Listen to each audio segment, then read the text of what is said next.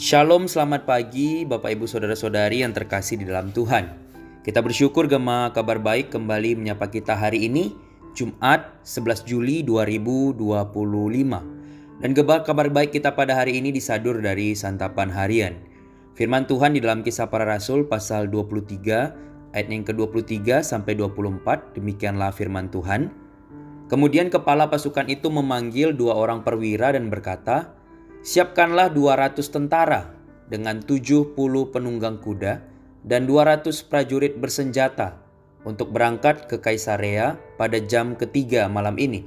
Sediakan juga hewan untuk menunggangkan Paulus dan bawa dia dengan aman kepada Felix, gubernur itu." Bapak Ibu Saudara, biasanya seorang tahanan diperlakukan dengan kejam. Namun Paulus adalah seorang tahanan yang istimewa. Bagaimana tidak?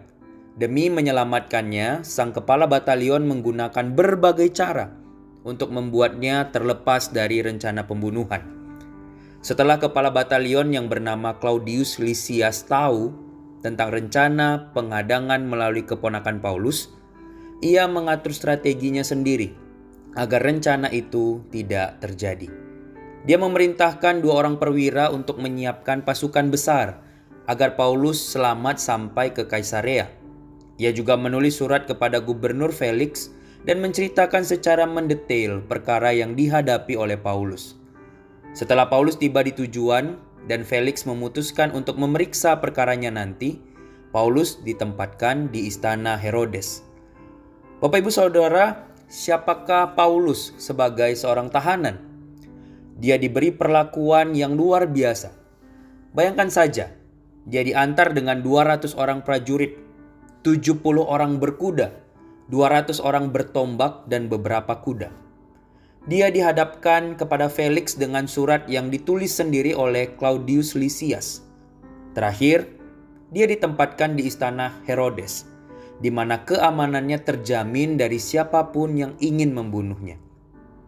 Seandainya kita melihat itu semua, pastilah pikiran yang timbul adalah Paulus itu benar-benar tahanan yang istimewa.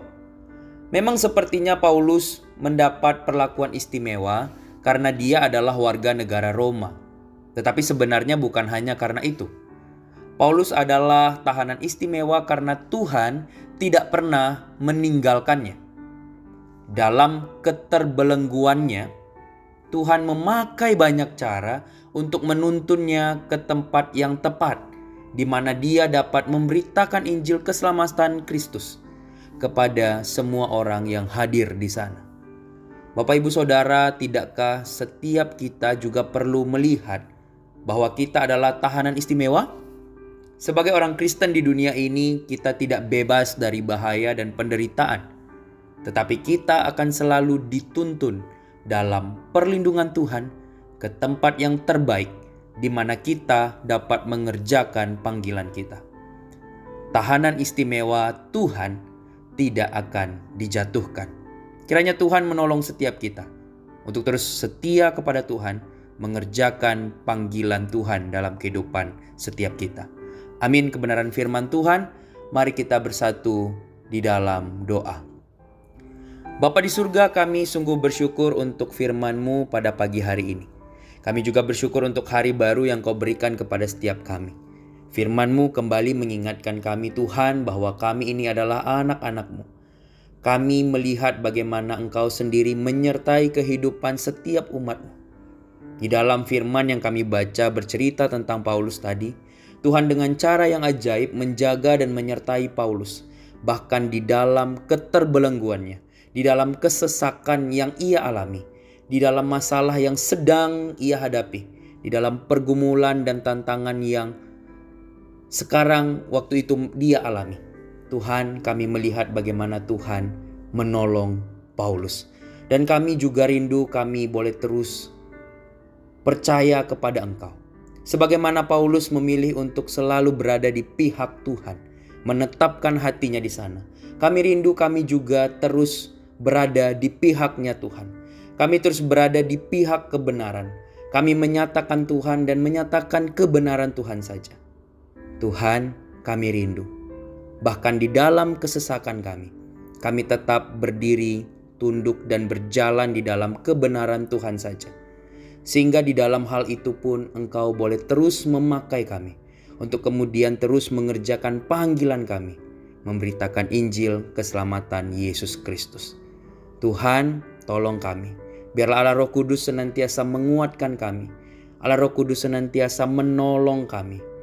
Allah Roh Kudus senantiasa menopang kami, sehingga kami boleh terus kuat di dalam Tuhan dan kami boleh terus hidup di dalam kebenaran-Mu saja. Terima kasih Tuhan untuk firman-Mu pada pagi hari ini. Kami menyerahkan kegiatan kami sepanjang hari ini. Engkau pimpin dan berkati dalam segala aktivitas kami. Kami rindu kami tetap memuliakan Tuhan, dan Tuhan pakai kami menjadi berkat bagi orang-orang di sekitar kami. Terima kasih Tuhan, sekali lagi kami bersyukur. Biarlah kami boleh terus menjadi pengabdi-pengabdi kebenaran. Dan di dalam hal itu, kami boleh terus merasakan penyertaan tangan Tuhan. Di dalam nama Tuhan Yesus Kristus, Tuhan dan Juru Selamat kami yang hidup, kami berdoa dan bersyukur. Amin. Selamat pagi Bapak Ibu Saudara semua. Selamat beraktivitas, tetap jaga kesehatan, selamat menjadi berkat. Teruslah hidup di dalam kebenaran Tuhan. Tuhan Yesus memberkati torang semua. Shalom.